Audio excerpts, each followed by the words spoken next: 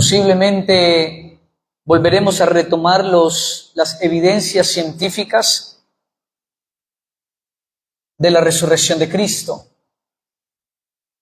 Aunque usted no lo crea, hay demasiadas evidencias que demuestran que Cristo dejó la tumba vacía. De las 15 evidencias que hay, solamente le voy a decir una. Ninguna persona, ningún experto, ninguna ciencia ha podido demostrar cómo 12 hombres, incluido las mujeres y los discípulos, después de haber huido del Getsemaní de manera cobarde, haber dejado a Jesús solo, porque era parte del carácter de ellos, el miedo, el temor, la cobardía. Y luego de que la Biblia nos narra de que estaban siendo buscados y ellos se escondieron, estaban escondidos, no querían salir. Dejaron a Jesús solo, cuando antes habían dicho que ¿qué? Que iban a estar con él hasta la muerte. Pues vea, ahí está la representación de todos nosotros. No se explica cómo en tan solo unos cuantos días, unos hombres tan cobardes terminaron levantándose con valentía, enfrentando a un imperio que lo único que buscaba era matarlos. ¿Y cómo terminaron ellos? Muertos. Si usted busca en Google, usted encontrará que Pedro muere crucificado boca abajo, Santiago muere atravesado por una lanza en un circo romano, otros apóstoles mueren tirados a las bestias en el circo romano, Pablo muere decapitado. El único que muere de muerte natural fue el apóstol Juan. Fue el único que murió de muerte natural. De resto, todos entregaron su vida. ¿Por qué? Por una mentira. Por una persona que les dijo que se iba a levantar de la tumba, estaban escondidos, no se levantó, entonces vamos a dar la vida por él. No hay explicación todavía. Sus almas y sus vidas tuvieron que recibir tal impacto de ver a Cristo vivo, que fueron capaces de ¿qué? De ir contra un mundo que tenía cañones, tanques de guerra, y ellos con unos arcos y unas flechas. Así que hoy tenemos nuestro servicio de resurrección. Vaya a Romanos capítulo 6. Así que dentro de un año posiblemente dejemos que el Señor, cuando llegue ese momento, el Señor nos guiará. Pero aquí ya lo hemos hecho, ya hemos estudiado de manera profunda este tema de la resurrección de Cristo. Romanos capítulo 6.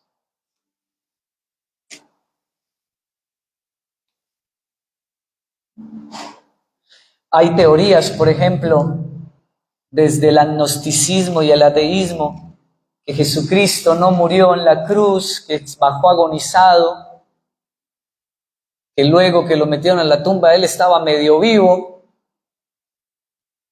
Y esas teorías son totalmente ridículas por varias razones. Primero, la crucifixión no era un arte nuevo para los romanos. Estaban cansados, agotados. Llevaban siglos matando a sus reos a la condena letal de la cruz. Por lo tanto, ¿me vas a decir que un soldado no sabía cuando alguien ya había muerto? Bueno, primero. Segundo, el rito que narra la Biblia acerca de cómo, y los libros históricos, de cómo enterraban, cómo era el sudario, cómo le metían a los muertos hierbas por la nariz, por la boca, y había todo un ritual alrededor de la sepultura. Es más, para poder conservar el cuerpo le introducían mirra. La mirra es una cosa espantosa, porque come, conserva. Era imposible. Pero bueno,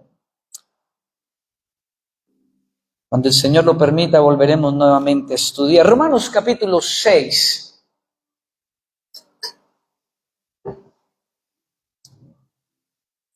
Romanos capítulo 6, versículo 1 al 14. Hoy tenemos una pregunta muy interesante que queremos responder. Y la pregunta es, ¿qué significa para los cristianos? ¿Qué significa para el que considera que ha nacido de nuevo, que es un hijo de Dios, que es un creyente, que es un convertido? ¿Qué significa la resurrección para nosotros los cristianos? Versículo 1. ¿Qué pues diremos? ¿Perseveraremos en el pecado para que la gracia abunde? En ninguna manera. Porque los que hemos muerto al pecado, ¿cómo viviremos aún en él?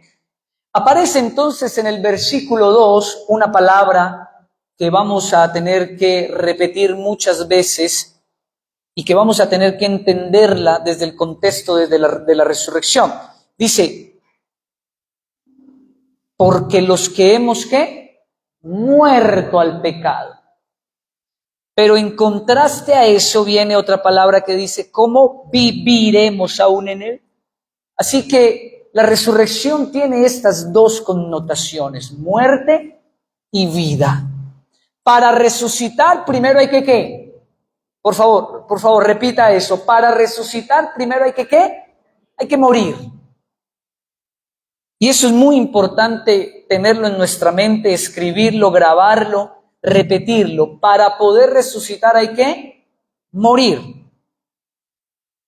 Versículo 3. ¿O no sabéis que todos los que hemos sido bautizados en Cristo Jesús hemos sido bautizados en su muerte? Porque somos sepultados juntamente con él para muerte con el bautismo, a fin de que como Cristo resucitó de los muertos para la gloria del Padre, así nosotros andemos en vida nueva. Aquí en el versículo 4, la palabra del Señor comienza a respondernos la pregunta que nos estamos haciendo. ¿Qué significa para el cristiano la resurrección de Cristo? El versículo 4 nos responde, a fin de que como Cristo resucitó de los muertos para la gloria del Padre, asimismo, ¿qué? Ahí está el significado, ahí está el nudo que tenemos que desatar. Asimismo, ¿qué significa? ¿Qué significa la palabra asimismo? De igual manera, gracias, de la misma forma. Nosotros andemos en una vida nueva. Hermano, yo de usted no me hubiera levantado esta mañana.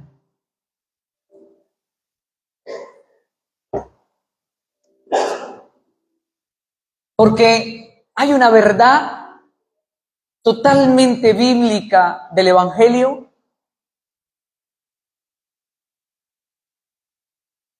que significa que la resurrección implica el fruto de una vida nueva. Si no hay vida nueva en ti, perdóneme, usted no ha resucitado, usted no está en Cristo. Usted tiene religión, usted tiene un rito, y usted se ha acostumbrado probablemente por años a orar, a leer una porción de la Biblia. Por años tal vez usted saca promesas, le mandan algunas cosas en grupos de WhatsApp. Por años tal vez usted ha ocupado la silla de una iglesia. No lo sé. Pero déjeme decirle algo. Si no hay vida nueva, no hay resurrección. Sigues muerto en tus delitos y pecados, como dice Efesios capítulo 2, versículo 1. Y Él nos dio vida cuando estábamos muertos, ¿en qué?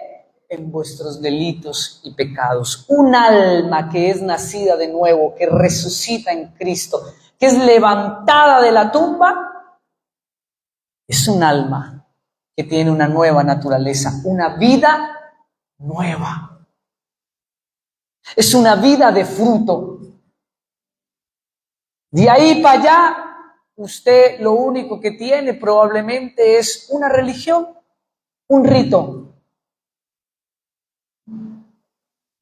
Vuelva a leer conmigo el versículo 4, especialmente la parte B, a fin de que como Cristo resucitó de los muertos por la gloria del Padre, así también nosotros andemos en vida nueva.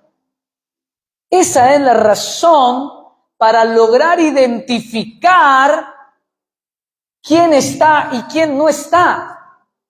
Porque Jesús mismo dice, por sus frutos los conoceréis. Usted conoce un árbol de mango porque usted ve el fruto de mango. Usted conoce un árbol de limón porque usted ve el fruto de limón. No me digas que eres cristiano y vives como el mundo vive. Tratas a los demás como en el mundo se trata a los demás. No me digas que eres un árbol de mango, pero finalmente tu fruto es limón. ¿Me está entendiendo? Versículo 5, porque si fuimos plantados juntamente con Él en la semejanza de su muerte, así también lo seremos en la de su resurrección. Y aparece una palabra clave que se llama semejanza. Lo que está haciendo Pablo aquí es una comparación entre la muerte y la resurrección. ¿Qué es el bautismo? Este es uno de los pasajes donde Pablo nos da la doctrina del bautismo, que el bautismo es para adultos porque debe cumplir unos requisitos que tiene la palabra, que son imposibles cumplirlos a un bebé o a un niño. La Biblia no existe el bautismo de infantes, existe el bautismo de adultos. Y cuando uno hace el rito del bautismo, ¿por qué a las personas hay que sumergirlas en agua? ¿Por qué? Porque Pablo en el versículo 5 nos está diciendo que el bautismo es la semejanza ¿de qué? De la muerte, de la tumba. Usted cuando se bautiza, los que quieren bautizarse, este año vamos a tener bautizos. Cuando usted se bautiza, el bautismo es un simbolismo de que usted decidió morir a su vida sin Cristo. Usted decidió morir a una vida que ya no quiere usted seguir. Y por eso la persona debe quedar totalmente sumergida 10 minutos. No, mentiras.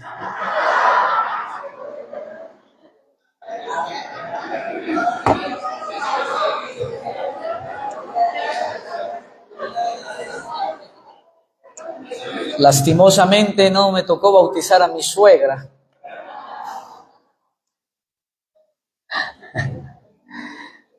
El pastor tiene que cuidar su corazón mucho. Mucho cuidado con que yo me dé cuenta de algo y que usted venga a bautizarse, lo dejo allá. 10, 20 minutos. No, eso es rapidito. Pero el simbolismo del bautismo es que la persona debe quedar sumergida, tapada por el agua, semejando la muerte, la tumba, la muerte a una vida. Tú decides morir a tu pasado sin Cristo. Y cuando el ministro levanta a esa persona, está simbolizando que esa persona decidió levantarse ¿a qué? A una nueva vida, a una nueva naturaleza. Está confirmando su fe de que ha muerto y ahora en Cristo ha resucitado a una nueva vida. Eso es lo que significa la resurrección para un creyente. Siga leyendo conmigo, versículo 6. Sabiendo esto, que nuestro viejo hombre fue ¿qué? Entonces el 6 ya empieza a tipificarnos y a desarrollar la idea de la resurrección. El viejo hombre fue crucificado juntamente con él para que el cuerpo del pecado sea destruido a fin de que no sirvamos más al pecado. Porque el que ha muerto ha sido justificado del pecado. El que ha muerto ha sido justificado del pecado, versículo 8. Y si morimos con Cristo, ¿ven? Y si morimos con Cristo, creemos que viviremos con Él. Y si morimos en Cristo, creemos que también viviremos. ¿Ves? Antes de la resurrección que viene, la muerte. Primero la muerte, luego la resurrección. Y en el versículo 8 nos está diciendo que primero hay que morir para poder, ¿qué? Resucitar. Sabiendo que Cristo, habiendo resucitado de los muertos, ya no muere. La muerte no se enseñorea más de Él, porque en cuanto murió, el pecado murió una vez por todas, mas en cuanto vive, para Dios vive. Asimismo, vosotros consideraos, ¿qué? Muertos. Vuelva a leer. Así también vosotros consideraos muertos al pecado, pero vivos para Dios en Cristo Jesús, Señor nuestro. No reine, pues, pecado en vuestro cuerpo mortal, de modo que le obedezcáis en sus concupiscencias, ni tampoco presentéis vuestros miembros al pecado como instrumentos de iniquidad, sino presentados vosotros mismos a Dios como vivos de entre los muertos, y vuestros miembros a Dios como instrumentos de justicia, porque el pecado no se enseñoreará de vosotros, pues no estáis bajo la ley, estáis bajo la gracia. Cierre sus ojos. Padre amado, una vez más venimos delante de ti, Señor, para que hables a nuestro corazón, para que puedas, Señor, dirigirnos en esta hora a tu voluntad, a tu presencia, que tu palabra sea nuestra guía, nuestra luz, nuestro camino estrecho, para poder, Señor, encontrar la vida que tú nos prometes en tu palabra, Señor. Padre, hoy te pedimos que tu Espíritu Santo revele a Cristo y su palabra a nuestros corazones y vidas. Que se abra nuestra mente, nuestros ojos, que se abran nuestros oídos espirituales para poder, Señor, escucharte. Y oramos como oraba Samuel: háblanos, Señor, que tu siervo escucha. Aquí estamos, Señor, dispuestos a seguir entendiendo y comprendiendo la profundidad, la anchura, lo alto de tu palabra, Señor. Háblanos, muéstranos, dirígenos, guíanos. Que tu palabra se cumpla, Señor, en nuestra vida. Como dice Timoteo, porque la palabra del Señor es útil para enseñar, redarguir, corregir, instruir en justicia. Padre, transfórmanos, guíanos y dirígenos, Señor, en el nombre de Jesús. Amén. Amén. Lea conmigo. ¿Qué dice? ¿Qué significa para el cristiano la resurrección de Cristo? ¿Qué significa para el cristiano la resurrección de Cristo? Y volvamos nuevamente a leer el versículo 4. ¿Quién es este? No te preocupes. Porque somos sepultados juntamente con Él para muerte por el bautismo, a fin de que como Cristo resucitó de los muertos para gloria del Padre, así también nosotros, ¿qué?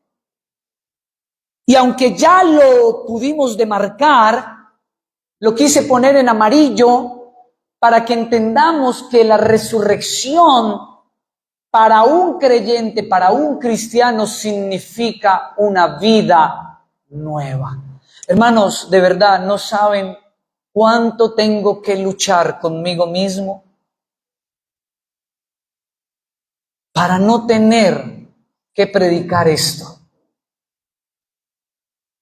Pero sería vender el evangelio, sería convertirnos en una iglesia falsa, mentirosa, que abundan hoy, que lo único que buscan es llenar sillas,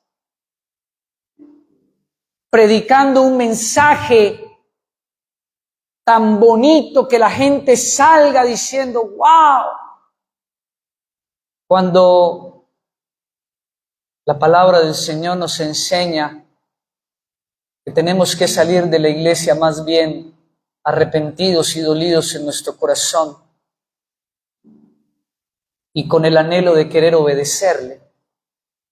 Así que quisiera decirles otra cosa, pero la resurrección significa una vida nueva. Pero para que haya vida nueva, ¿qué tiene que haber?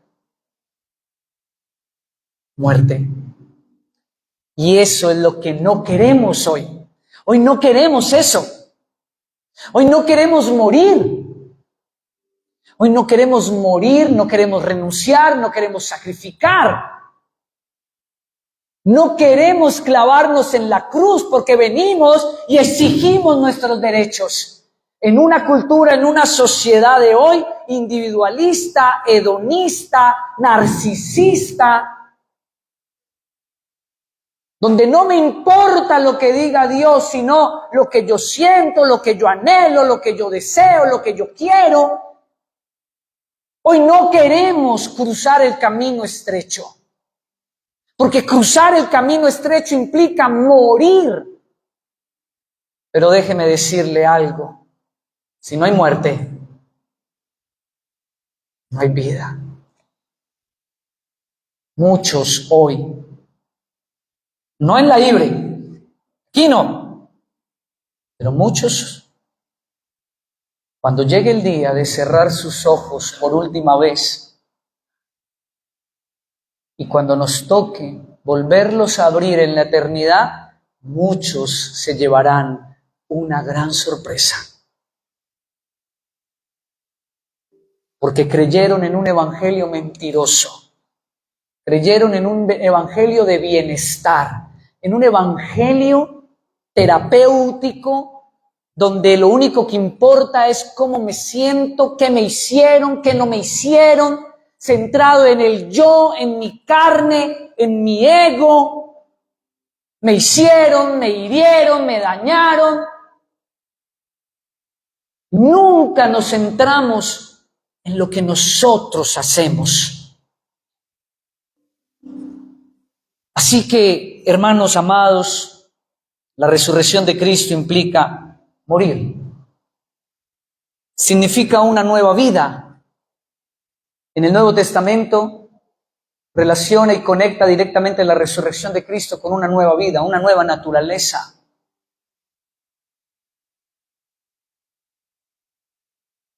El Evangelio no es que yo tenga una vida nueva, no. El Evangelio es que una vida que es Cristo se manifiesta en mí. Eso es el Evangelio. Y eso es totalmente poderoso, hermanos amados. Vaya a Colosenses capítulo 1, versículo 27. No me pierda Romanos, póngale el dedito, póngale la cintica. Ahora, si usted tiene Celubiblia, ahí sí yo no sé cómo se hace. No sé si uno puede abrir otra ventana, no lo sé. Yo soy salvo.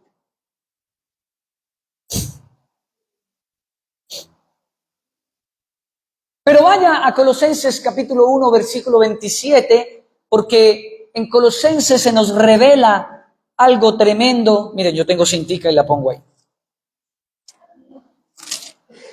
En Colosenses se nos revela algo tremendo que es un misterio, dice Pablo.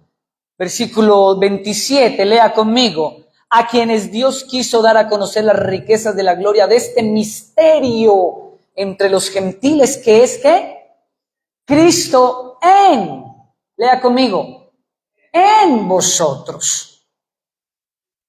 En inglés tenemos 3 palabras. Yo digo que es que tenemos como si hablara inglés y fuera profesor de inglés. Bueno, en el inglés hay 3 palabras para traducir la palabra en. En español no. ¿Cuántas palabras hay para traducir en? Pues en Cristo, en la casa, en la alcoba, en la iglesia. No hay más. Nuestro idioma es un poquito limitado.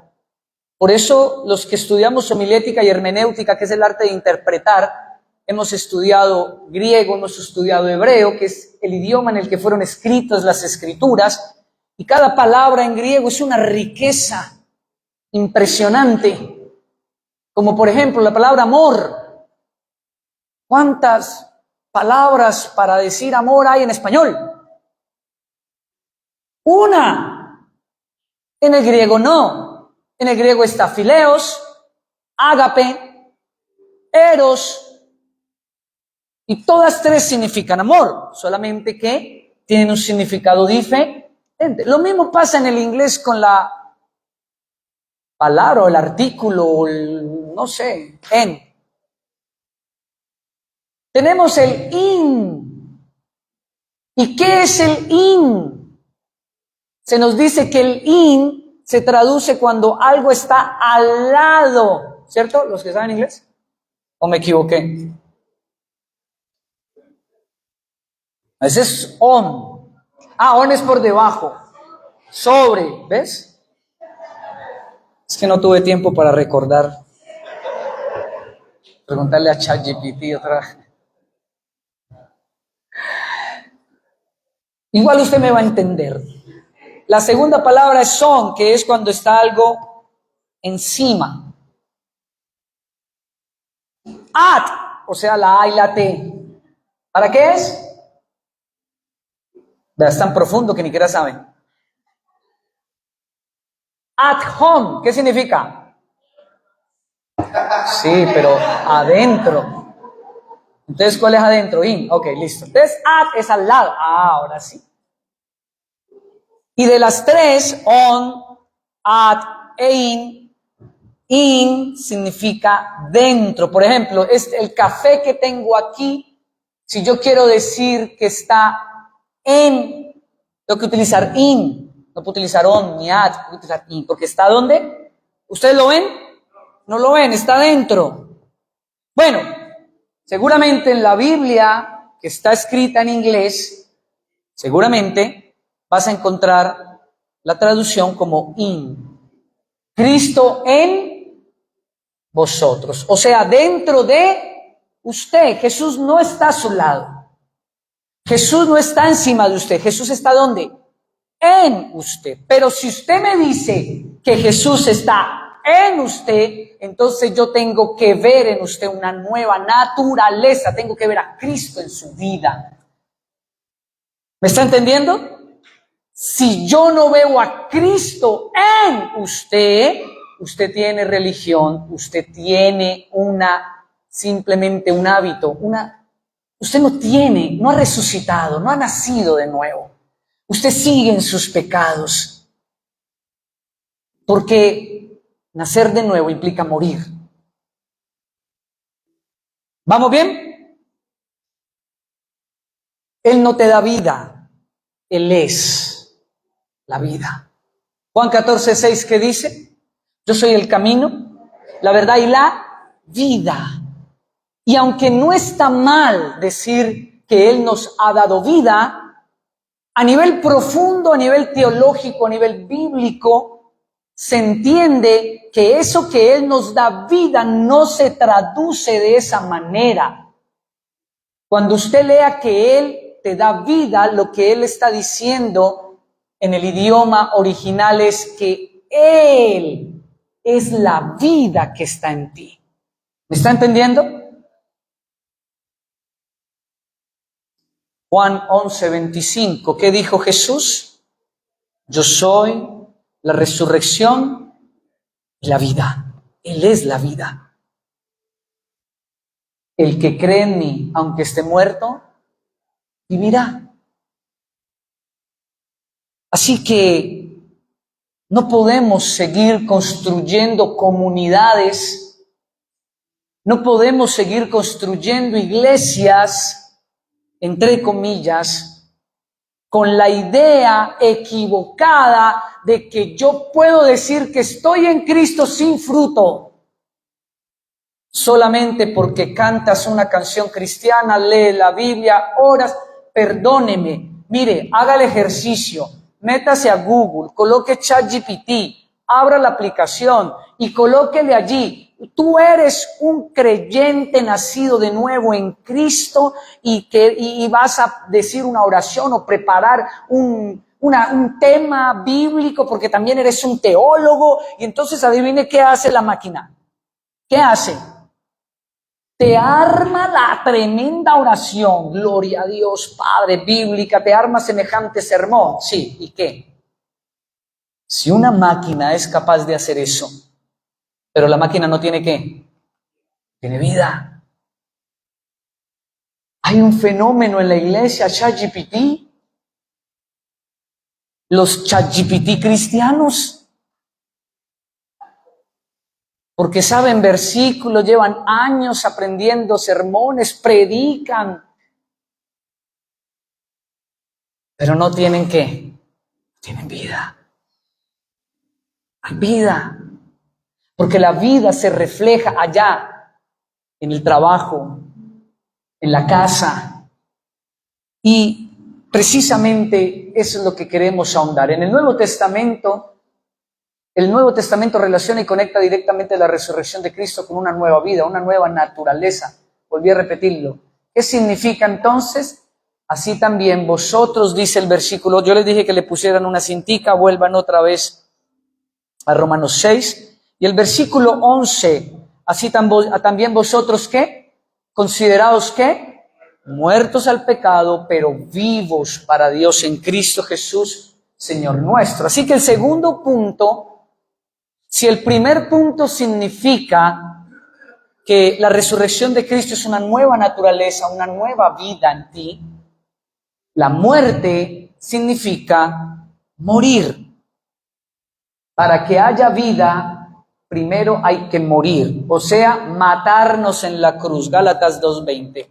De memoria, o búsquelo, léalo. Gálatas, capítulo 2, versículo 20.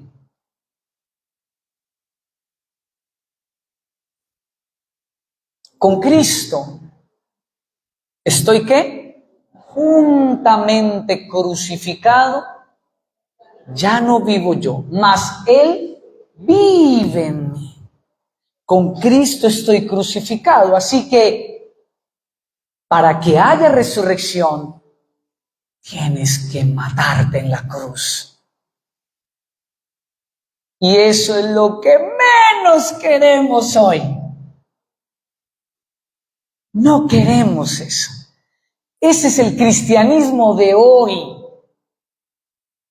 Un cristianismo, entre comillas, que solamente pide derechos. Ámenme, díganme, denme, Señor, dame, Señor, yo quiero. Un cristianismo mentiroso enfocado en el yo quiero, en el yo necesito. Y no se nos enseña que el cristianismo implica morir. Morir para amar. Morir para tratar a los demás como Cristo nos trataría ¿a quién? A nosotros. ¿Y cómo nos trató Cristo en la cruz? Eso es lo que tenemos que reflexionar hoy. Gálatas 2:20, con Cristo estoy juntamente crucificado, ya no vivo yo, mas Cristo vive en mí. Y ahora, mira lo que dice el versículo. ¿Y ahora qué? Y ahora lo que vivo en la carne lo vivo en la fe del Hijo de Dios, el cual me amó y se entregó a sí mismo por mí. Con Cristo estoy juntamente crucificado. Aquí lo tengo en una versión de traducción viviente que dice, mi antiguo yo ha sido ¿qué? Crucificado con Cristo. Ya no vivo yo, sino que Cristo vive en mí, así que vivo en este cuerpo terrenal confiando en el Hijo de Dios, quien me amó y se entregó a sí mismo por mí. Mi antiguo yo ha sido crucificado con Cristo. Y viene una pregunta, porque entendemos que la vida cristiana y la vida en fe es un constante morir. En mi caso particular llevo 25 años muriendo, porque no nos alcanzará la vida para vivir procesos de muerte de nuestro antiguo yo, de eso que quiere gobernar nuestra vida y no deja que Cristo sea el que se manifieste. Por ejemplo, repasemos rápidamente el fruto del Espíritu Santo: amor, gozo, paz. amor, gozo, paz. ¡Wow! ¿Cuánto tenemos que morir para poder amar como Cristo ama? Es más, ¿cuántos quisieran arrancar de su Biblia esa porción que dice, ama a tus enemigos?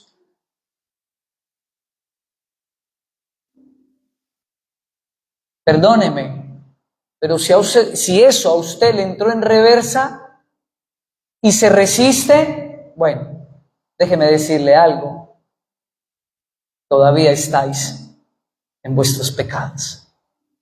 Porque cuando la vida se manifiesta y Cristo está en ti, aunque cueste, tú sabes que esa es tu meta. Señor, no es fácil, pero voy a hacer tu voluntad.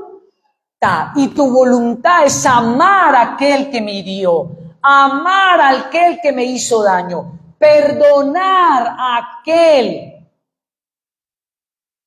que me dañó. ¿Y por qué? Porque adivina qué, eso fue lo que hizo Cristo por ti.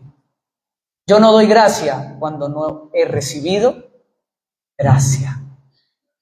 Nadie puede hablar de gracia si no ha recibido gracia. Si no hay gracia en ti, nunca vas a dar gracia. Tú no tienes vida. Pero cuando tienes vida, tú sabes que hay que proveer gracia a otro. Eso es estar en Cristo. Así que el morir es algo que hacemos todo el tiempo. Cuando nos casamos, ¡wow! Ahí sí que hay que morir. ¿Cómo?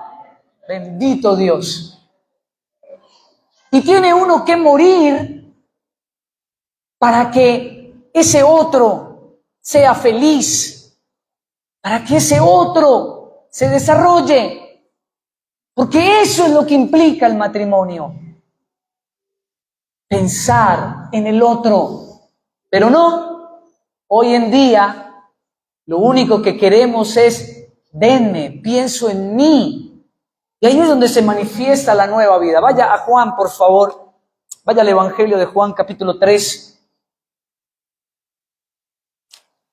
El Evangelio de Juan, capítulo 3. Y como está allí en la diapositiva, capítulo 3, versículo 22 al 30.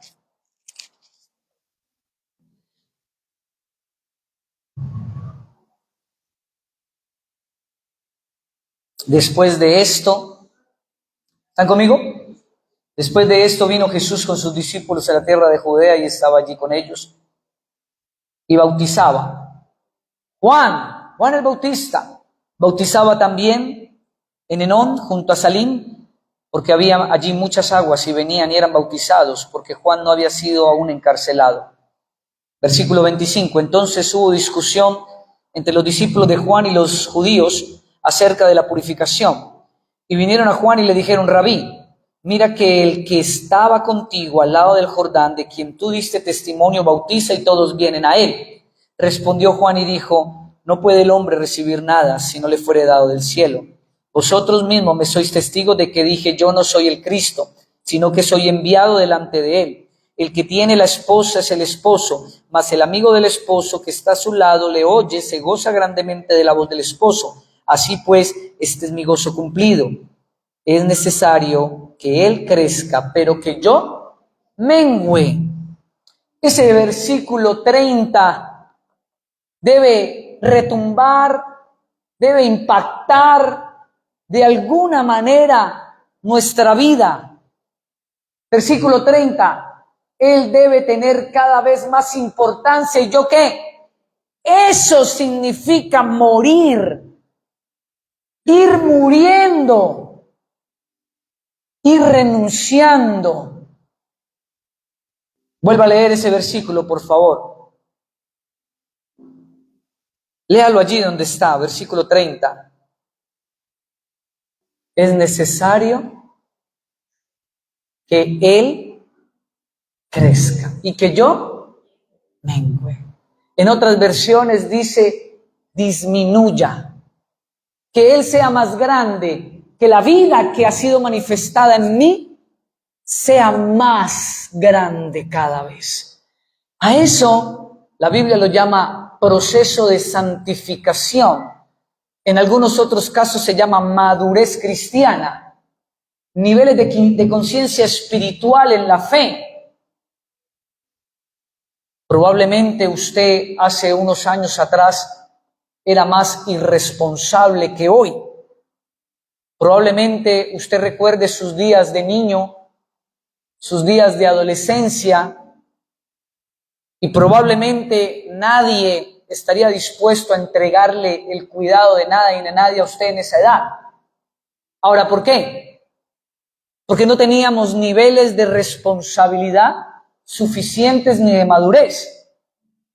Pero la vida misma se encarga de que tú vayas muriendo a esa edad infantil, porque cuando te enfrentas a la vida te das cuenta que tienes que crecer, que tienes que madurar, que tienes que vivir de tal manera de que no eres alguien que solamente recibe y recibe y recibe, sino que también eres alguien que ¿qué?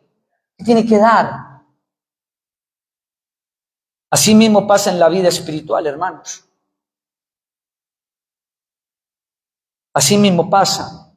Mientras vamos, avanzamos, vamos muriendo, va creciendo Él más en nosotros. Yo no sé si a usted le ha pasado, pero probablemente algunos de ustedes puedan revisar su vida en el Señor hace 2 años y compararla con hoy.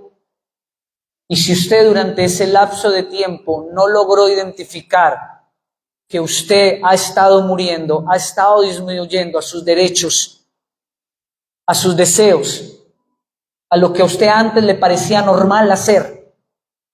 Y si usted hoy tiene una naturaleza que le impide continuar siendo como usted era, entonces usted está creciendo, usted está madurando, usted está haciendo que Él crezca y que usted disminuya.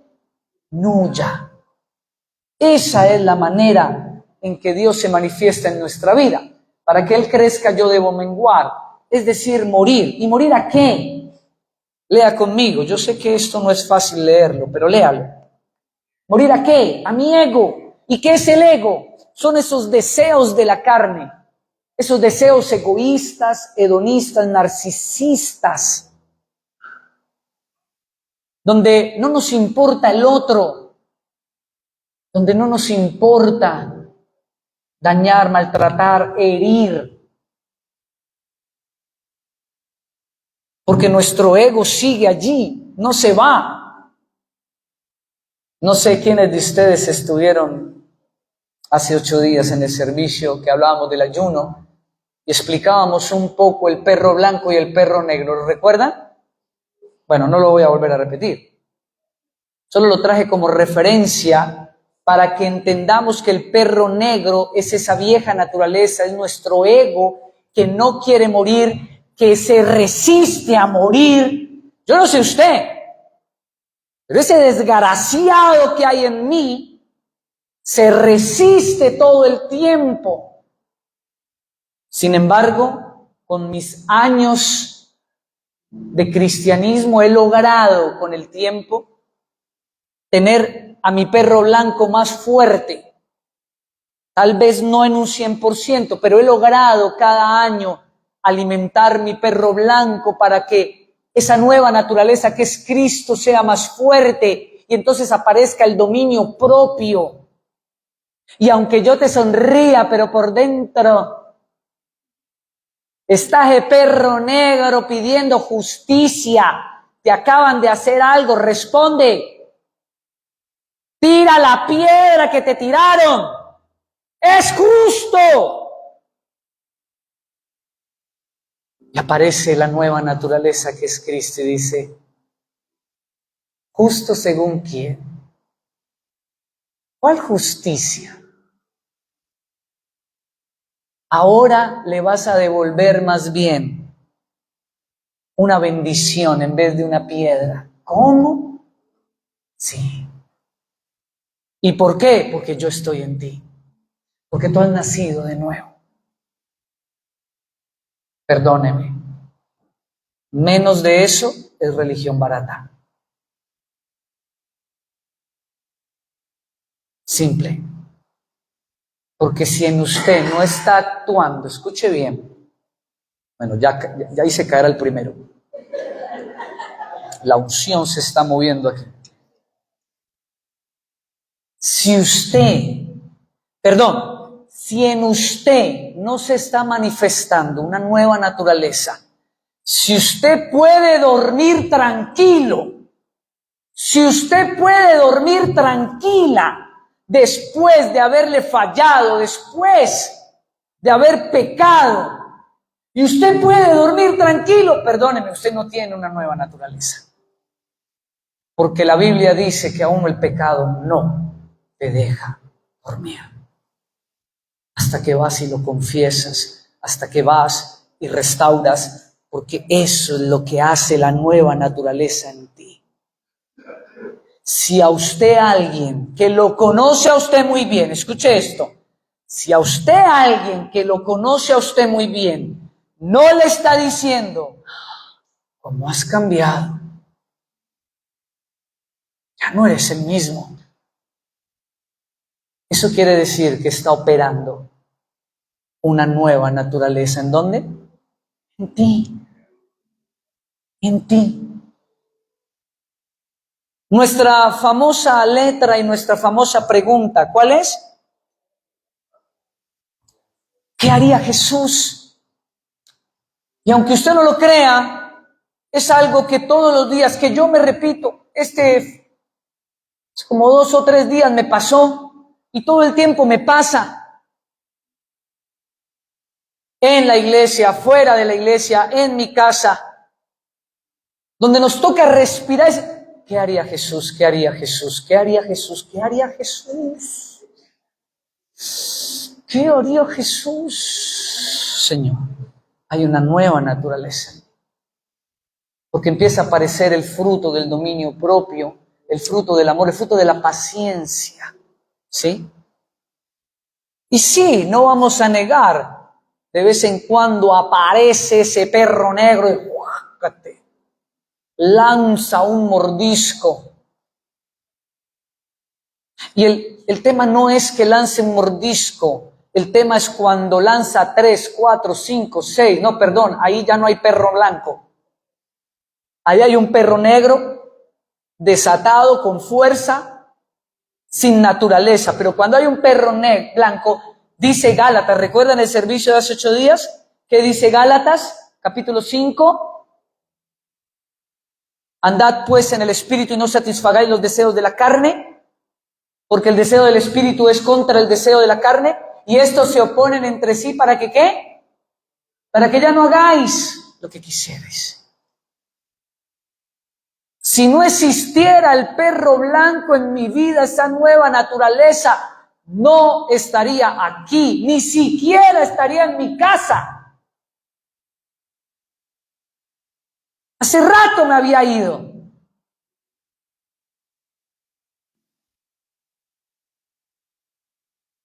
Porque el perro negro y la naturaleza antigua lo único que pide es derechos, justicia. Dame. Quiero experimentar, quiero disfrutar. Yo. Y si hay algo que está en contra de mí, yo lo rechazo, lo quito. Y resulta que la cruz es totalmente contraria a nuestro ego. ¿Qué hizo Jesús para darnos salvación? Yo creo que esa es la gran reflexión. Mateo 20, 28. ¿Qué dice Jesús? Como el Hijo del Hombre no vino para ser servido, sino para servir y dar su vida en rescate por muchos. En griego, la palabra siervo es doulos. Y doulos en español significa literalmente un esclavo que renuncia de manera voluntaria. Eso significa la palabra siervo, esclavo. Ahora yo le pregunto, ¿un esclavo tiene derechos o tiene deberes? ¿Cómo se llama Pablo a sí mismo? Pablo, siervo ¿de quién? Esclavo de Cristo, porque cuando tú tienes una nueva naturaleza en ti, tú te vuelves esclavo de esa nueva naturaleza. Entonces vienen 2 palabras que hacen parte de esa nueva naturaleza. ¿Está Duam? Ya durmió, hermano. Venga, hermano, despiértenlo.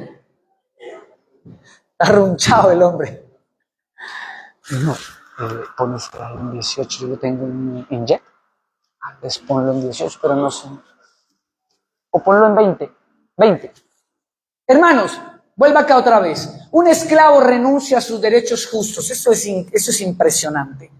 Repita eso. Yo sé que su carne se está resistiendo en estos momentos, pero un esclavo renuncia a sus derechos justos y cumple solo con deberes, porque es un esclavo voluntario. Eso significa la palabra doulos. Y los que somos siervos de Cristo sabemos que no tenemos derechos. Que si nos golpean la mejilla, ¿qué dice el Señor? ¿Qué dice? Pon la otra. No respondas de la misma manera. Pero me golpeó. Tengo derecho. Pero Jesús dice no.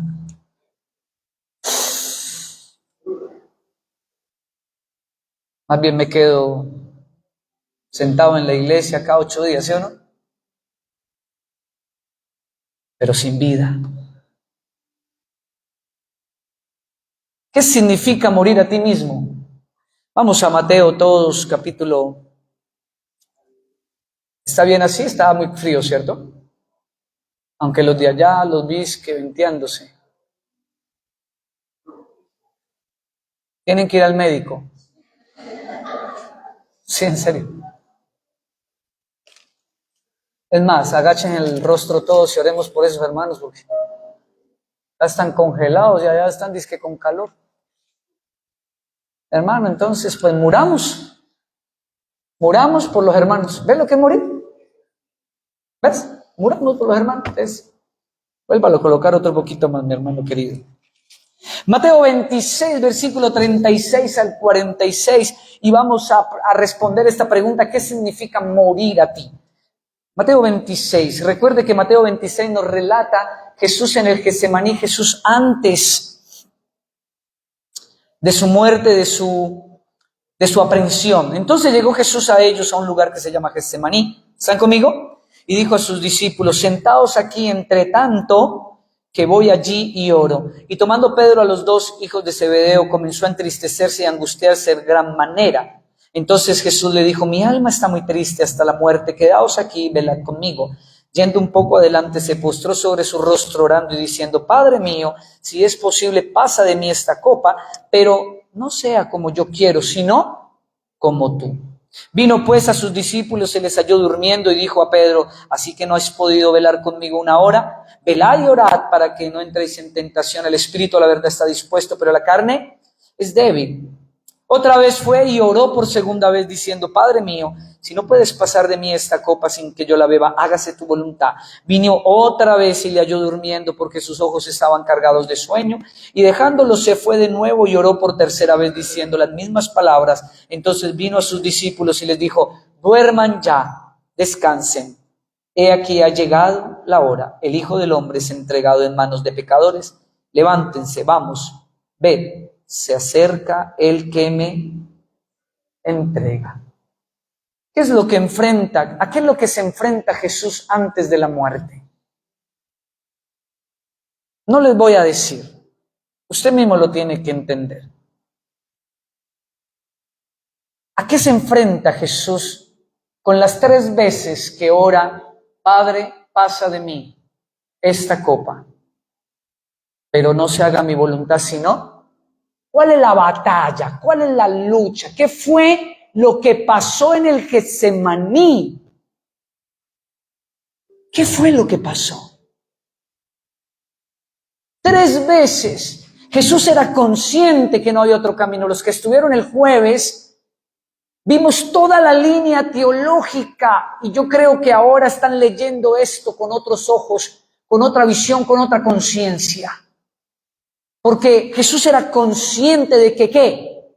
Los que estuvieron el jueves, de que no había otro camino, otra manera. Jesús entendía que no había otra manera. Entonces, ¿por qué oró? Porque estaba viviendo una batalla. ¿Con quién? ¿Con los apóstoles? ¿Con Pedro? A ver quién lo dice. ¿Con quién? con Él mismo. Porque nuestro ego y nuestra carne es nuestro mayor enemigo. Su enemigo no es el hermano. Su enemigo no es su esposo, su esposa, sus hijos. Nuestro mayor enemigo y más grande Goliat a vencer, ¿quién es? Usted mismo. Su carne, su temperamento, su carácter, su ego. Y la lucha que vivió Jesús en el Getsemaní, déjeme darle otro dato importante, muy importante. Jesús se ganó nuestra salvación en la cruz.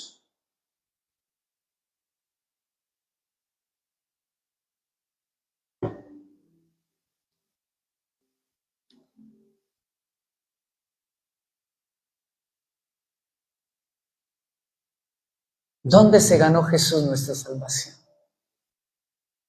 Aquí. Aquí ganó la batalla. Cuando a él lo fueron, lea el último versículo, el versículo 46, ¿qué dice? Perdón, el 45. Descanse, llegó la hora. ¿Qué dice? Resúmame el 45 y el 46. ¿Sabe qué dice el 45 y el 46? Estoy listo. Que se venga lo que se venga. Qué tremendo. Allí en el Getsemaní, Jesús murió, no fue en la cruz, aquí. Él cuando se subió a la cruz ya estaba muerto. Él ya estaba muerto, él tuvo que matarse a sí mismo primero. Eso significa la resurrección para nosotros. ¿Te estás matando? ¿Te estás colgando a la cruz? ¿Qué hay en tu matrimonio hoy que necesitas clavarlo en la cruz? Creyendo que el problema es el otro, que yo no sé qué. ¿Qué necesitas clavar de tu vida? ¿Qué hay en tu ego? ¿Qué es lo que te trae problemas? Tu área financiera, tu área de relaciones, tu vida. ¿Qué necesitas clavar? Que todos los días tu ego se levanta diciendo, tengo derechos, tengo derechos, tengo derechos, yo lo puedo hacer, soy libre, lo tengo que hacer, no importa los demás. ¡Wow! La naturaleza nueva de Cristo lo único que hace es llevarnos a la cruz. Repita eso conmigo. La naturaleza nueva de Cristo lo único que hace es llevarnos a la cruz. Si eso no te está pasando, perdóneme. Yo no puedo mentir. Yo no puedo ir en contra de este sagrado libro. Yo no puedo ir a la presencia de Dios y decirle a Dios, Señor, me importaron más tus ovejas que tu palabra. No, perdóneme que le diga, pero si usted no se está clavando a la cruz, lo cual implica renuncia y sacrificio, no hay una nueva naturaleza, no hay vida, no hay resurrección.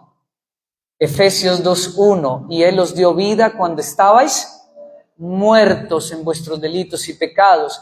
Si no nos estamos clavando en la cruz, seguimos en nuestros delitos y pecados. Jesús no murió en la cruz. Él primero murió a Él. El fruto de una vida que está en Cristo es morir a tu vida para cumplir el propósito y la voluntad de Dios. Y eso implica renunciar y sacrificar, porque eso fue lo que hizo Jesús por el otro. Por el otro. Yo le invito para que usted no se vaya de este lugar sin primero reflexionar y pensar todas las insatisfacciones que tienes, todo aquello que, los problemas que tienes, te lo aseguro, que más del 90% de tus insatisfacciones y tus problemas provienen de tu ego, de tu carne, de pedir tus derechos. Por eso Jesús dice, aprendan, Mateo 11:29, aprendan de mí, que soy manso y humilde de corazón, para que halléis ¿qué? Descanso para vuestras almas. Porque para morir a uno necesitamos ser humildes, entregarle todo a Él, hacerlo a la manera de Él. Y viene un principio que está más adelante, pero quiero ponerlo aquí en la mesa de una vez, y es el siguiente: Dios está en tu camino, está en tu casa, está en tus propósitos, en tus anhelos, ¿o eres tú quien debe estar en los propósitos y anhelos de Él? ¿En qué lugar estás? ¿Cuál es el correcto según la Biblia? ¿Cuál es el correcto? A ver, ¿qué fue lo que te enseñaron? ¿Qué fue lo que te dijeron? ¿El cristianismo es coger al Señor para mis propios beneficios, como una máquina expendedora de papitas o de agua? Pues te mintieron, porque Jesús no es eso. La Biblia no dice que el Señor sea eso. Dios nos llama, nos levanta, nos da vida para que estemos en sus ¿qué? Propósitos, en su voluntad. Y para estar en la voluntad de Dios, ¿qué tengo que hacer? Tengo que morir a los míos para cumplir los sueños de Él, los propósitos de Él, su voluntad. Eso significa la resurrección de Cristo, hermanos. Para resucitar hay que morir. Y lea eso, lo quise colocar muy grande para que los de atrás lo puedan ver. ¿Qué dice? Hay que clavarse voluntariamente. Y esa palabra voluntaria es hermosa. ¿Sabe por qué? Porque lastimosamente hemos construido y hemos hecho un desastre de la Iglesia Santa del Señor. Y hemos construido lugares donde a la gente se le obliga a clavarse, se le coge la mano y se le clava el clavo. ¿Usted no quiso venir el jueves? ¿No quisiste renunciar, sacrificar? ¿Cuál es el problema? ¿No quisiste venir hoy? ¿No quisiste? ¿Cuál es el problema? ¿No quieres seguir viniendo? ¿Cuál es el problema? La iglesia no es un lugar, y a nadie se le permite en esta iglesia, a ninguno. A nadie se le permite mientras yo sea el pastor de esta iglesia, a nadie se le permite en la iglesia cogerle la mano a nadie y clavársela. Porque clavarse en la cruz es un acto interno de mi voluntad. ¿Es mi anhelo ver gente clavarse en la cruz? Sí. Pero no es mi tarea llevar a nadie a la cruz. El único que nos lleva a la cruz es Cristo. La nueva naturaleza, nadie más. Nadie tiene por qué estar clavando a nadie. Hay esposos que se la pasan todo el tiempo en esas, o esposas que se la pasan esas. El clavarse en la cruz es ¿qué? Es voluntario, depende de mi madurez, de mi fe, de la resistencia que yo tenga.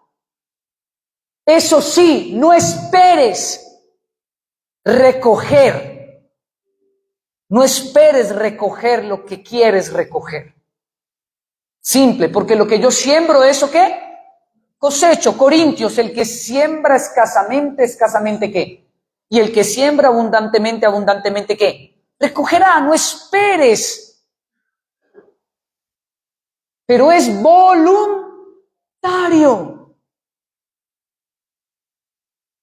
¿Qué tal nosotros ahora allá abajo en el compartir?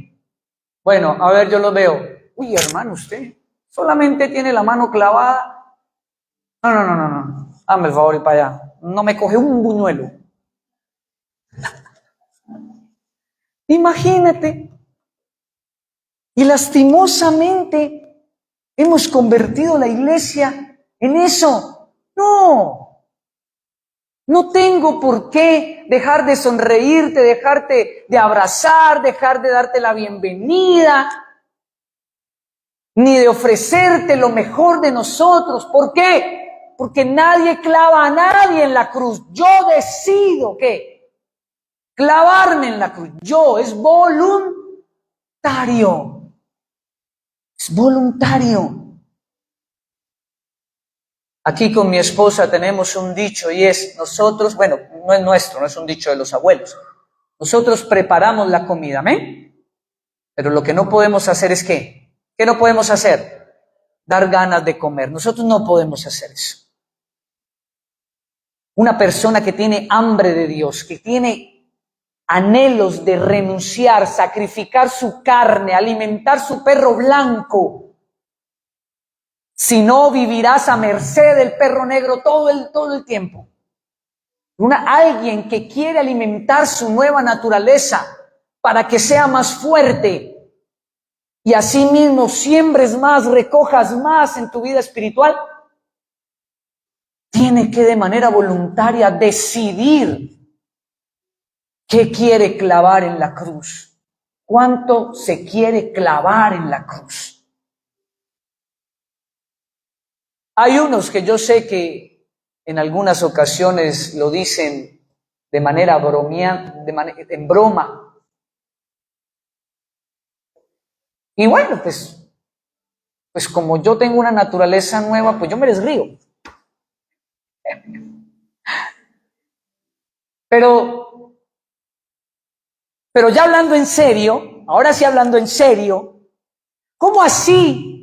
¿Cómo así que entonces no, pastor, es que la verdad yo me bajé de la cruz? ¿Cómo así? ¿Eso se puede? Porque yo llevo 25 años engañado entonces. Porque si eso se puede, y lo peor es que le dicen a uno, no, pastor, nosotros sí, usted el pastor, usted no.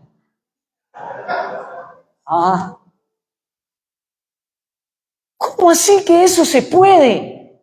O sea que yo hoy, no, pues soy hermanos, la verdad es que ganas no me faltan. Bajémonos. No, cuando tú estás clavado, pierdes tu voluntad. ¿Está entendiendo? Gálatas 2:20, con Cristo estoy juntamente crucificado. Si para Cristo era voluntario bajarse, creo que no. Creo que los clavos no le permitían.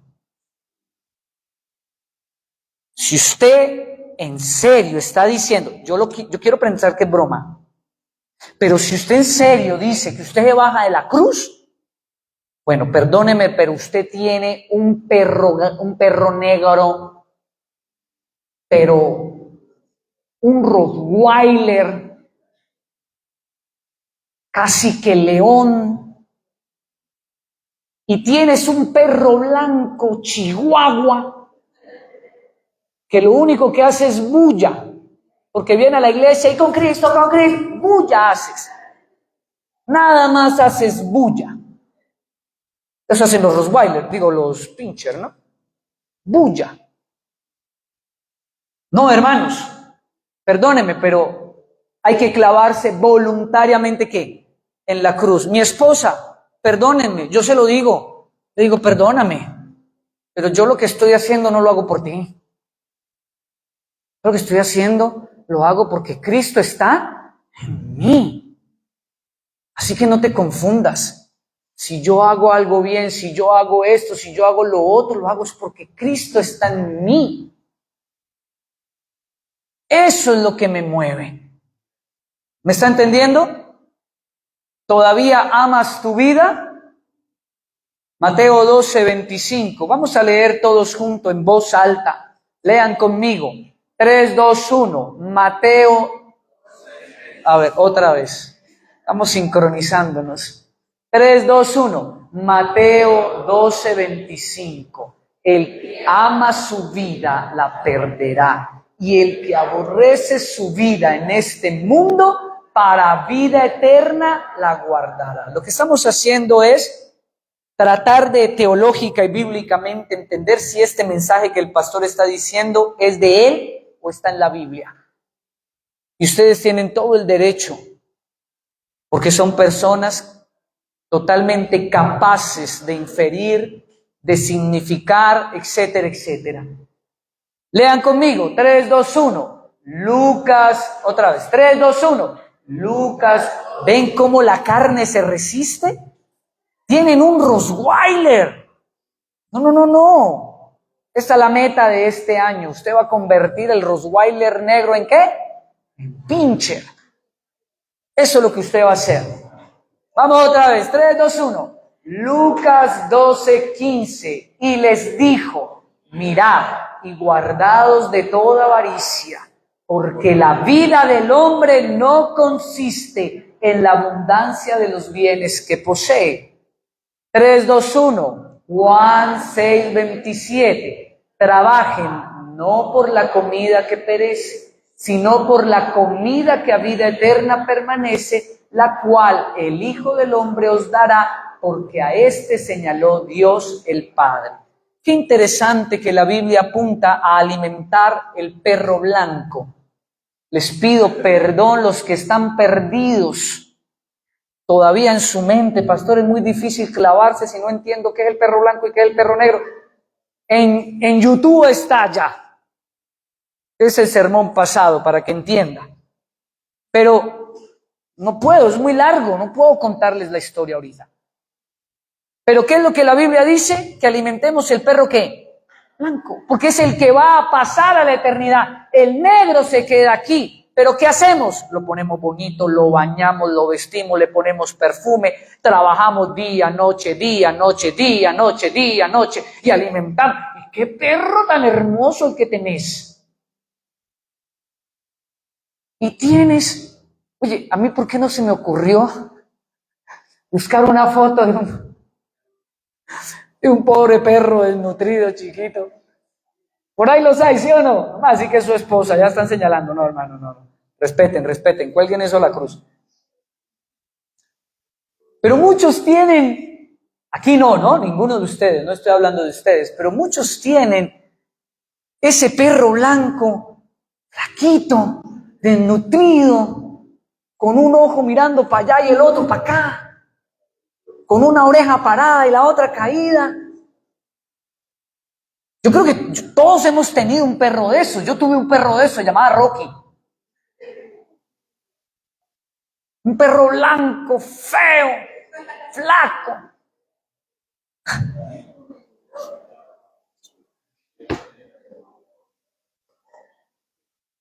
Imagínate, piensa en que si hoy, en estos momentos, hubiese una proyección de ese perro blanco en tu vida, ¿qué aparecería? Y que de un momento a otro aparezca aquí en tu pecho, en tu camisa, el perro blanco. ¿Qué perro sería? ¿Qué perro? ¿Qué perro sería? ¿Qué perro? ¿Un pitbull? ¿Qué perro blanco sería? Eso nos revela un poco si estamos muriendo o no. Ahora, vamos terminando con Hechos 20. Yo le invito para que vaya al libro de Hechos. Si usted está en los evangelios, simplemente unas hojitas más adelante. Mateo, Marcos, Lucas, Juan, Hechos. De Hechos sigue Romanos, Gálatas, Efesios, Filipenses, Colosenses, Tesalonicenses. Hechos, capítulo 20.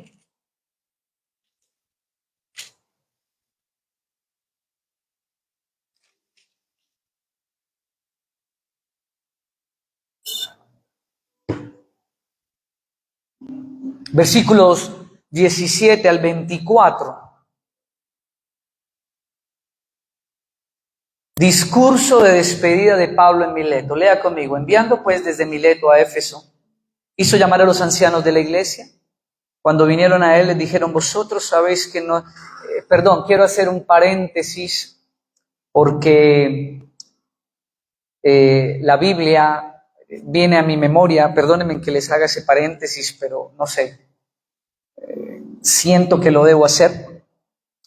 Pero si usted nota, los que han estado en las series de doctrina de la iglesia que hemos dado aquí en la iglesia, uno logra a través del libro de Hechos, que fue la iglesia primitiva, y cómo la iglesia se estructuró, ¿no? Y aquí lo hemos estudiado. Y si usted nota solamente un 1%, que es lo que significa este versículo, Pablo hace llamar ¿a quién? A los ancianos ¿de quién? De la iglesia. Eso ya nos deja ver que la iglesia se había convertido en un lugar estructurado donde habían unas autoridades espirituales. ¿Estamos? Ahora, ¿por qué les digo esto? Porque se ha levantado hace algunos años para que usted, antes de tomar una decisión, le aconsejaría que se clave en la cruz y venga y hable conmigo, pero se ha levantado unas comunidades y de hecho son muy fuertes en Instagram, en TikTok, comunidades con una falacia y una mentira que se ha metido donde se lleva a la gente a las reuniones en casa. Ya las reuniones, así se llama, ¿no? Reuniones en casa. Que la iglesia no, que la estructura no, que autoridades no, sino que es delicioso y sabroso reunirnos en la casa sin estar pensando en la estructura, en esto. ¡Wow! Tengan mucho cuidado con eso. Porque la Biblia sí nos enseña que la iglesia debe ser una estructura. Nosotros no hacemos esto simplemente porque lo heredamos de no sé quién, no. Nosotros hacemos esto porque fue la manera en que los discípulos lo hicieron. Y no solamente los discípulos, hay algo que llaman padres de la iglesia.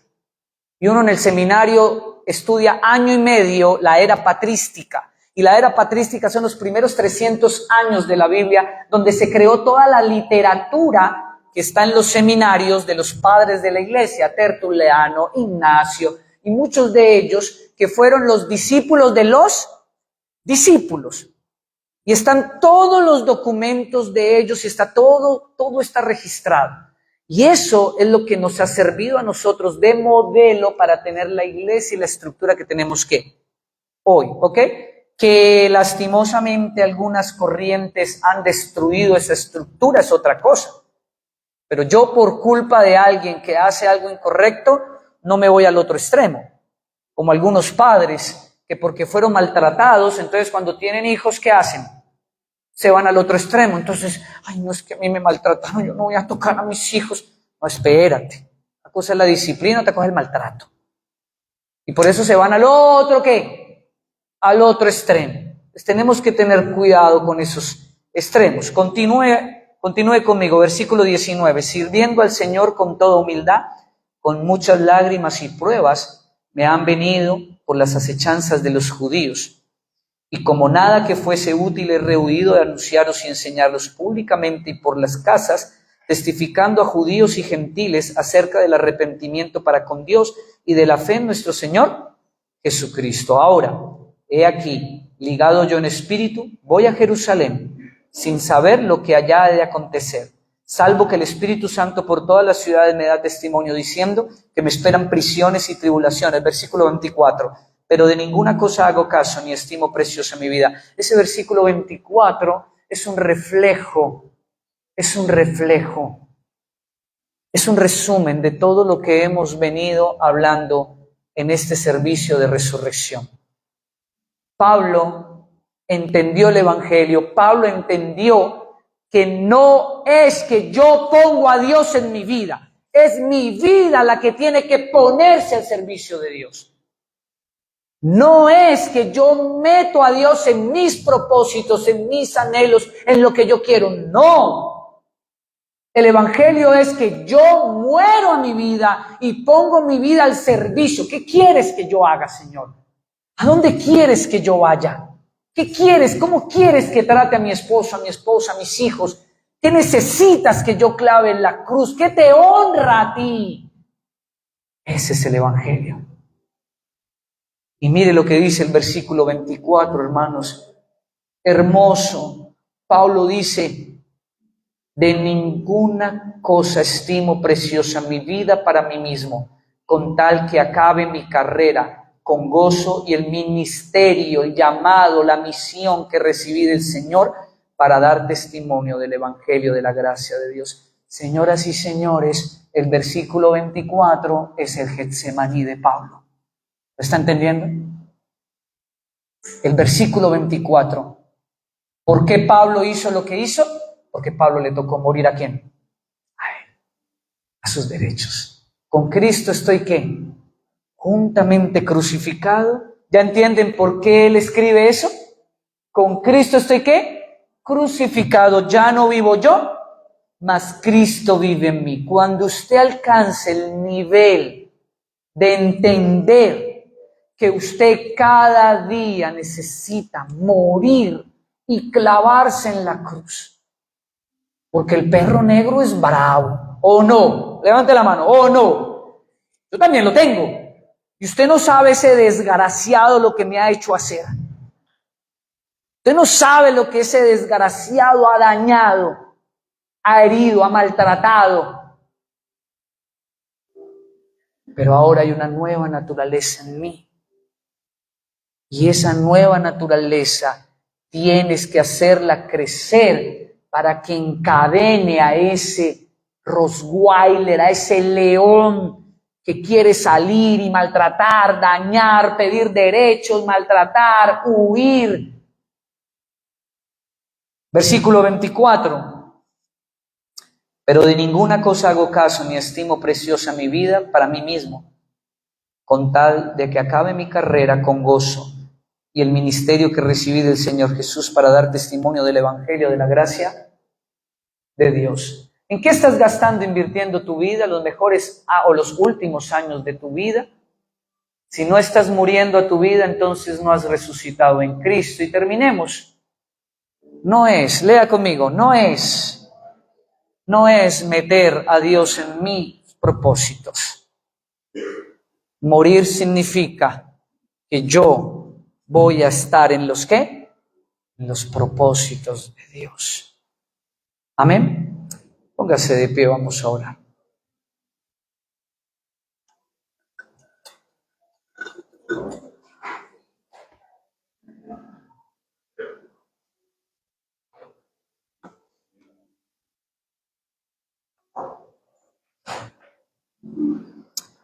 Para terminar, creo que dejé algo inconcluso y no quiero dejarlo inconcluso. Son 10 segundos. Cuando les hablé de que mi esposa y yo decimos, servimos la comida, hacemos la comida, pero no damos ganas de comer, se llama respeto. Se llama que cada quien decide si quiere comer o no. Dígame, ¿yo por qué me voy a molestar que porque usted no viene a la iglesia? ¿Por qué tengo que molestarme? ¿Por qué? ¿Usted no viene a la iglesia simplemente porque tal vez no tienes hambre? ¿Para qué tener gente en la iglesia que no tiene hambre? O que viene obligado, o que viene a buscar algo. No, qué lindo es poder ver personas en la iglesia porque decidieron en su corazón alimentarse. Tienen hambre, se preparó comida. ¿Y qué hace la gente cuando tiene hambre? ¿Qué hacen ustedes cuando salen de la iglesia? ¿Qué van a hacer cuando salgan? Ahí sí se hartan todo lo que quedó allá. Allá los está esperando, no van a dejar nada. Simple. Una iglesia sana se construye desde el respeto frente a lo que cada uno voluntariamente quiere clavar y que no quiere clavar. ¿Me está entendiendo? Cierre sus ojos, vamos a orar. Yo le invito para que usted ahí en su oración, algunos dicen que este es el espacio más importante de un servicio. Y algunos dicen que es el espacio más importante porque cantamos, nos gozamos, oramos, adoramos, luego escuchamos adorando al Señor en su palabra. Ahora, ¿qué tienes para decirle al Señor ahí en tu oración? Este es el momento más importante. Cuando tú de manera humilde agachas tu rostro, traes a memoria aquello que el Señor puso en tu corazón en esta mañana y levantas una oración al Señor. ¿Qué tienes para decirle al Señor hoy? ¿Eres capaz de revisar delante del Señor cuál es la naturaleza más grande en tu vida en estos momentos? ¿Eres capaz de responder en tu oración delante del único que sí puede ver todas nuestras intenciones y examinar nuestra vida y nuestro corazón? decir si estás muriendo o no? ¿Por qué estás trabajando cada día? ¿Por lo que perece? ¿Por lo que se va a terminar algún día? ¿O estás trabajando en hacer crecer ese perro blanco, en clavarte a la cruz? Porque la resurrección significa que hemos sido levantados a una nueva vida, a una nueva naturaleza.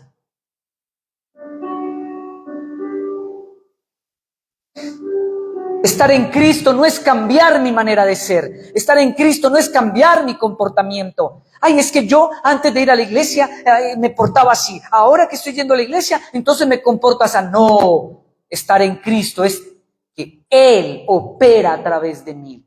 Es su amor, sus manos, su corazón, sus palabras las que brotan a través de mí. Eso es ser templo del Espíritu Santo, que Él habita en ti.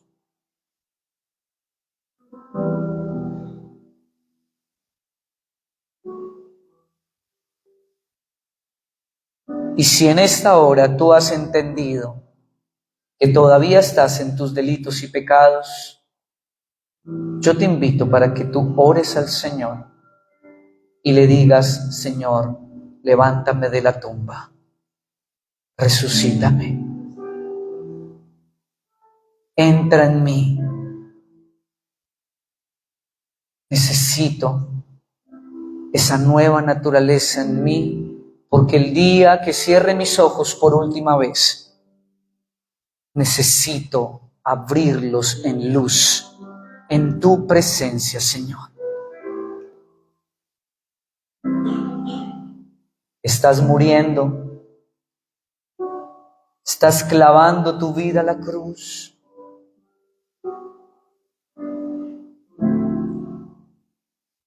Estás alimentando ese perro blanco, esa nueva naturaleza, para que logre en algún momento ya dominar, atar, ganar la batalla.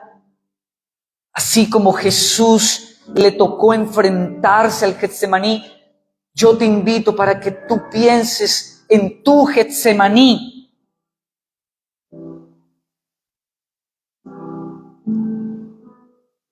La batalla es contra ti mismo, contra ti misma. Pablo le dijo a Timoteo: Timoteo, cuídate de ti mismo.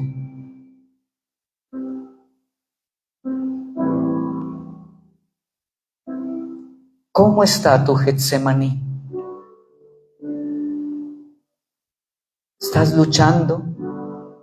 ¿Estás batallando para que Cristo sea quien pueda brotar como fruto por tus ramas? Porque por sus frutos les conoceréis. Padre amado, gracias te damos juntos hoy, porque conmemoramos una vez más, un año más, lo que te costó nuestra alma, nuestra redención, y conmemoramos una vez más que la tumba está vacía, que si Él vive, nosotros viviremos, que no hemos cambiado de religión, no hemos dejado de rezar y ahora oramos. Es que hay una nueva naturaleza en mí, algo sobrenatural que no entiendo. ¿Por qué antes podía hacer lo que a mí bien me placiera y ahora ya no puedo? ¿Por qué me duele? ¿Por qué me siento así? Es porque hay una nueva naturaleza. Y está la responsabilidad de hacerla crecer. Terminemos orando como Juan el Bautista: Señor, necesitamos menguar, necesitamos disminuir. Piensa en tu matrimonio, en tu trabajo, en tu relación con tus padres, con tus hijos. Piensa en tu vida y en cada contexto y dile al Señor: Señor, necesito menguar en esta área, necesito morir, necesito disminuir, necesito clavarme en la cruz, Señor, para darte honra a ti, Jesús.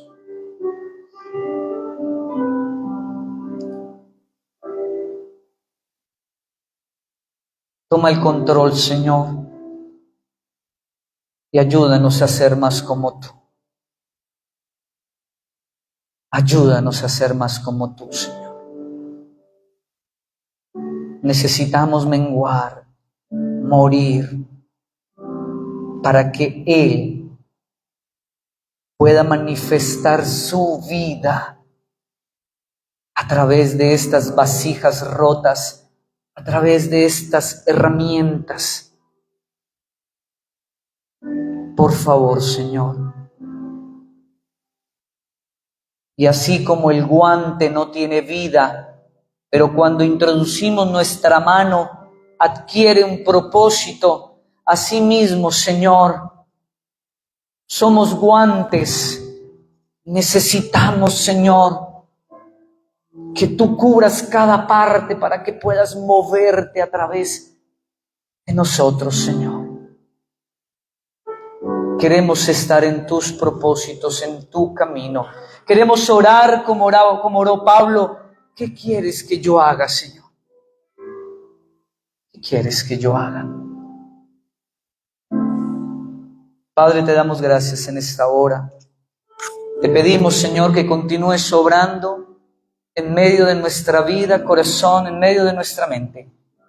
Y que tu palabra, Señor, cumpla el propósito de penetrar, cortar aquello que no es tuyo y planta tu palabra en nosotros hoy, Señor, para ser transformados. Te lo pedimos, Señor, en el nombre de Jesús. Que no salgamos de este lugar de la misma manera que entramos. Que salgamos de este lugar, Señor, entendiendo la necesidad de poder ir a la cruz, la necesidad de luchar con nosotros mismos para que Él viva. Te damos muchas gracias, Dios. Que la bendición del Padre, del Hijo y del Espíritu Santo esté sobre cada vida, sobre cada hogar, cada familia, cada uno de los que estamos aquí reunidos. Que la bendición de pan y de paz gobierne, cubra y sea un cerco alrededor de cada familia de esta iglesia, Señor. Que tu bendición, tu paz, tu gracia nos alcance y haya gracia también delante de los hombres. Y que tú, Señor, prosperes el camino de cada uno de mis hermanos en el nombre de Jesús. Amén y amén. Hermano, hermana, puede tomar asiento. Tengo unos anuncios muy simples, sencillitos. Volvemos a nuestro miércoles de oración.